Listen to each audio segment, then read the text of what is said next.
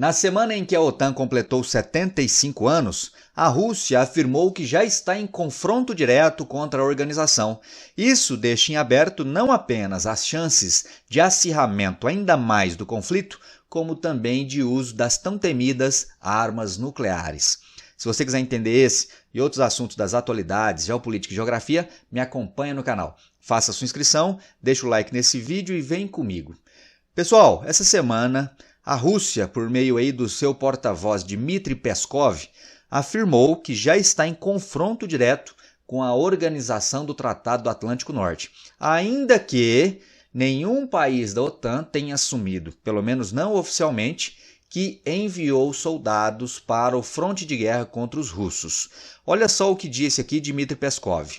Ele afirmou que, na verdade, as relações entre Rússia e OTAN agora caíram para o nível de confronto direto.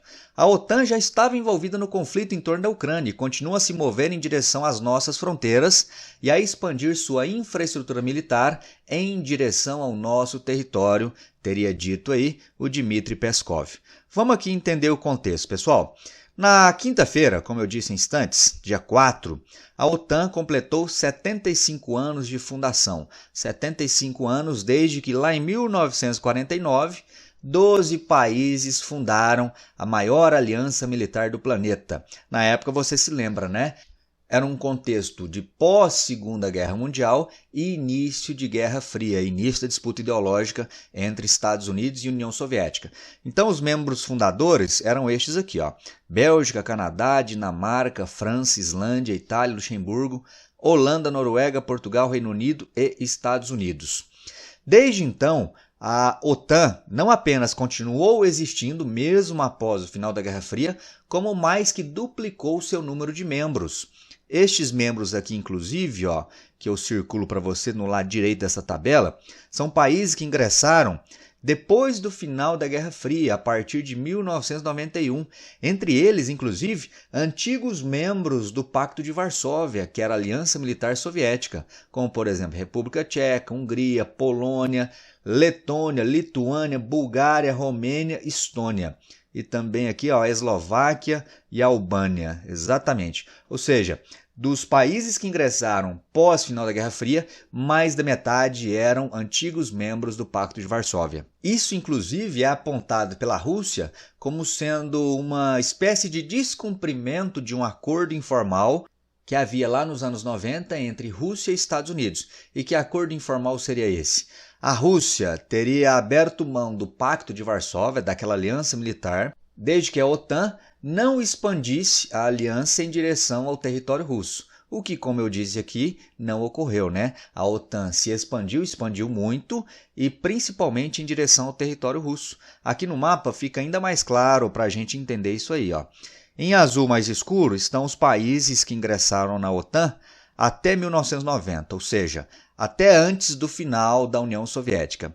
Nessa cor azul mais clara, aparecem os países que ingressaram a partir do final da União Soviética, a partir do final da Guerra Fria. A maioria deles, como eu disse, antigos países pertencentes ao Pacto de Varsóvia, antigos países muito próximos à Rússia, aqui, ó, Estônia, Letônia, Lituânia, que são os países bálticos, Polônia, República Tcheca, Eslováquia, que formavam a antiga Tchecoslováquia, né? Hungria, Romênia, Bulgária e a própria Ucrânia. A Ucrânia não faz parte da OTAN, mas ela estava em negociação para ingressar na OTAN e essa é, inclusive, uma das razões que os russos utilizam para terem invadido a Ucrânia em 2022. Ou seja, vamos aqui invadir a Ucrânia antes que nós russos percamos mais um antigo aliado.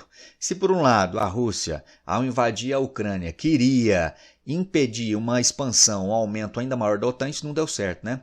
Porque desde que a Ucrânia foi invadida, 2 novos membros passaram a fazer parte da OTAN, que são, respectivamente, a Finlândia, que entrou em 23, e agora, no começo do ano, a Suécia também passou a fazer parte da OTAN, praticamente aqui, ó, fechando o cerco sobre a região do Mar Báltico. Já comentamos sobre isso em outros vídeos.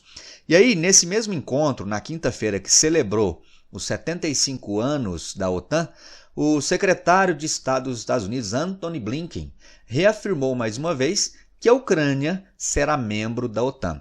sem especificar, contudo, datas para isso ocorrer, né? Lembrando que para isso ocorrer, ele tem que combinar primeiramente com os russos.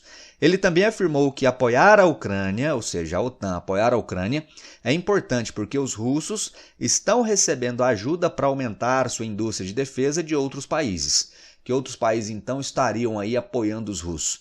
A China, Coreia do Norte e o Irã, ainda que esses países não digam claramente, oficialmente, que estejam apoiando os russos. Mas sabemos que por debaixo do pano isso está sim acontecendo, principalmente apoio norte-coreano aos russos. Tranquilo, tranquilo, meu povo? E aí nessa semana, até como peça de propaganda, né, para a força militar da OTAN, o Ministério da Defesa do Reino Unido fez aqui uma espécie de um infográfico mostrando a suposta superioridade militar dos países da OTAN se comparado à Rússia. Por exemplo, aqui aparecem as seguintes informações, que os países da OTAN, os 32 membros juntos, têm um PIB 20 vezes maior que o da Rússia, eles possuem 3.200.000 militares contra apenas entre aspas, né? Contra apenas 1.200.000 dos russos. Tem também 4 vezes mais tanques, possuem 6 vezes mais veículos blindados, 4 vezes mais peças de artilharia, 3 vezes mais submarinos, 4 vezes e meia mais navios de guerra, 16 vezes mais porta-aviões, 4 vezes mais helicópteros, 8 vezes mais aviões de transporte, aviões cargueiros e 3 vezes mais aviões de guerra, caças de guerra, né?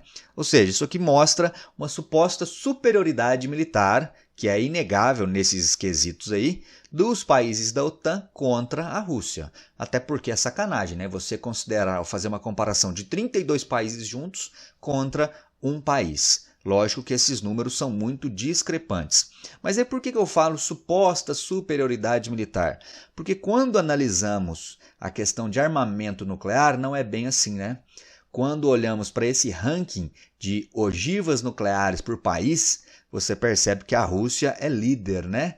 Tá certo que a Rússia não tem tanto a mais que os Estados Unidos, mas ainda assim é inegável a superioridade russa no que se refere a armamento nuclear. Ou no mínimo aqui podemos falar numa equiparação, né, em poderio bélico nuclear entre Rússia e demais países aí, se considerarmos que alguns também aqui, são potenciais aliados russos, como há também potenciais aliados dos Estados Unidos. Então é como se houvesse na questão nuclear um empate. E aí o grande questionamento, a dúvida que fica é a seguinte: essas armas serão de fato utilizadas, essas armas nucleares? Esperamos que não, né? Mas vamos considerar uma situação hipotética em que os membros da OTAN de fato comecem a enviar soldados, a aumentar o repasse de armamentos para a Ucrânia, a ponto de chegar um momento em que a Rússia passe a se sentir acuada. Passe a temer, por exemplo, pela própria integridade do seu território e o próprio Vladimir Putin passe a uma situação de ameaça à própria vida dele. Você acha que numa situação dessa, a Rússia vai abrir mão, ou seja, vai deixar de utilizar as armas nucleares? Eu duvido, viu? Eu acho que numa situação extrema como essa, hipotética que eu levantei agora, a Rússia não vai pensar 2 vezes em utilizar esses armamentos. E aí só Deus sabe o que pode acontecer como consequência disso, né? Até porque o Vladimir Putin já disse há poucas semanas que a Rússia está pronta para uma guerra nuclear contra esses inimigos ocidentais. Ou seja, caso eles tentarem alguma iniciativa que de alguma forma ameace a integridade do território russo ou a própria vida do presidente Vladimir Putin, eles não abririam mão de utilizar esse tipo de armamento. Mas eu quero saber a sua opinião. Escreve aí para mim. Você acha que a atual guerra tem sim a real possibilidade de escalar para uma situação ainda mais grave que a atual, inclusive com o uso dessas armas?